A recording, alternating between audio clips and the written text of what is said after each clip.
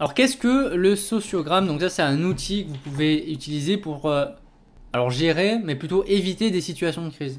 C'est un peu un outil qui va permettre d'éviter des conflits dans votre équipe. Plus l'équipe est grande et plus il peut y avoir des risques de conflits, mais bêtes hein, dans les équipes.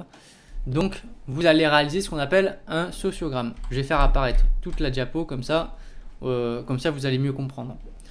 Alors, sur ce sociogramme-là, on va se représenter toutes les personnes, donc là par des points bleus, les différents membres de votre équipe. Donc là, il y a 1, 2, 3, 4, 5, 6, 7, 8, 9 personnes dans l'équipe. Ensuite, vous allez vous demander à chaque fois, est-ce que ces personnes, entre elles, elles ont des relations déjà? Si elles n'ont aucune relation, donc aucune flèche, bien sûr. C'est-à-dire si elles communiquent jamais, elles travaillent jamais ensemble, vous les voyez jamais ensemble, c'est qu'il n'y a pas forcément de relation entre les personnes, donc pas besoin de faire de flèche. Donc la question qu'il faut se poser, c'est est-ce que la relation entre les deux personnes, elle est positive ou est-ce qu'elle est plutôt négative? Alors comment savoir ça? Alors ça peut être tout simplement de l'observation par rapport à une expérience passée, à ce qui s'est passé auparavant, à des conflits ou non, à justement à un moment donné, par exemple le David là, il était à la bourre, et ben là, Céline était allée l'aider volontiers, donc ça veut dire que bon il y a plutôt des relations qui sont positives entre les personnes a priori. Donc vous allez représenter ces flèches. Alors vous pouvez faire bien sûr aussi une enquête de satisfaction auprès de votre propre équipe pour savoir un peu avec qui est-ce que vous aimez travailler ou avec qui est-ce que vous avez plus de mal.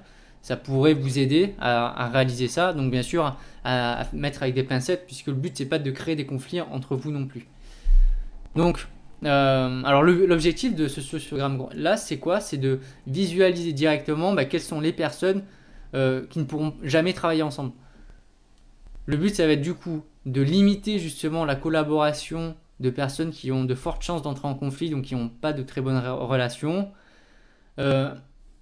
Et du coup de maximiser les personnes qui s'apprécient de part et d'autre. Donc là par exemple, Amélie et Béatrice, les deux personnes ont des flèches vertes dans les deux sens. Ça veut dire que chacune apprécie ou a plutôt des relations positives avec l'autre, ce qui n'est pas forcément le cas entre les deux. Donc là plutôt la Céline qui a plutôt des relations positives, mais c'est pas forcément en retour pour Béatrice dans sa manière de penser. Bien sûr, là où il n'y a qu'une flèche rouge, bon, il faut éviter de mettre les personnes ensemble. Alors ça, c'est dans le cadre où vous constituez des binômes, des trinômes ou différentes équipes. Il vaut mieux éviter de mettre des personnes qui ne s'entendent pas ensemble. Pourquoi? Parce que le problème, c'est que vous allez créer des conflits inutiles et vous avez autre chose à faire. Attention aussi, mine de rien, à surveiller bien sûr les duos ou les trinômes qui s'entendent très bien puisque souvent ça peut parler et discuter énormément plus que travailler. Donc à voir. Le but c'est vraiment d'anticiper les situations de crise par le biais de ce graphique là, vous pouvez le faire. Ça peut être un outil qu'on peut vous demander de faire pour ou justement un plan d'action si jamais il y a des situations de crise, vous dites je vais me faire un sociogramme, je vais voir quelles sont les personnes qui peuvent travailler ensemble et quelles sont celles qu'on va éviter de travailler ensemble. Donc ça c'est vraiment un acte que vous pouvez réaliser dans le cadre de votre BTS ou même de votre vie de manager.